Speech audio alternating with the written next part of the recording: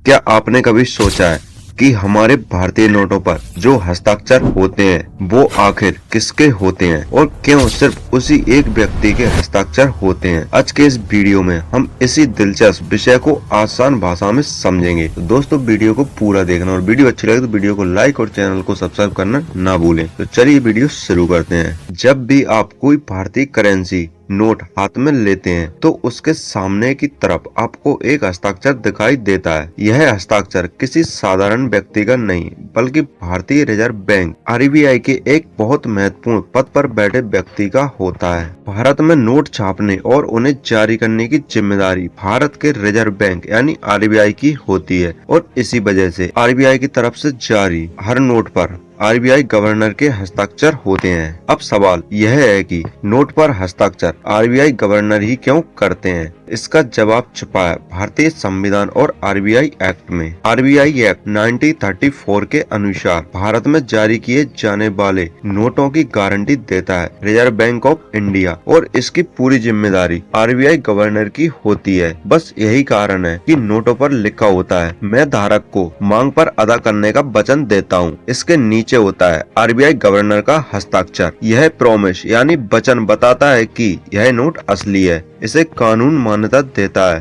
और यह देश के केंद्रीय बैंक की गारंटी के साथ जारी किया गया है। हमारे नोटों की वैल्यू सिर्फ कागज की वजह से नहीं होती बल्कि उसकी वैल्यू होती है उसमें लिखे वचन और गवर्नर की गारंटी की वजह से। इस गारंटी से हर नागरिक आश्वस्त रहता है कि यह नोट पूरे देश में स्वीकार किया जाएगा। लेकिन एक छोटी सी बात जरूर जान लें, 1 रुपए का नोट अन्य नोटों से अलग होता है। 1 का नोट आरबीआई नहीं बल्कि भारत सरकार जारी करती है, इसलिए उस पर हस्ताक्षर आरबीआई गवर्नर के नहीं बल्कि फाइनेंस सेक्रेटरी के होते हैं। यह भारतीय मुद्रा की एक खास विशेषता है। तो दोस्तों आप समझते हैं आरबीआई गवर्नर क्यों बदलते रहते हैं? क्योंकि आरबीआई गवर्नर का कार्यकाल 3 साल का होता है जिसे आगे भी बढ़ाया जा सकता है। इसलिए समय समय पर जारी होने वाले नए नोटों पर अलग अलग गवर्नरों के हस्ताक्षर देखने को मिलते हैं, लेकिन इससे नोट की वैधता पर कोई फर्क नहीं पड़ता। नोट पुराना हो या नया, हस्ताक्षर वाला हर असली नोट 100% वैध होता है। तो चलिए दोस्तों इसको एक लाइन में समझते हैं। नोट पर हस्ताक्षर इसलिए होते हैं क्योंकि यह एक आधिकारिक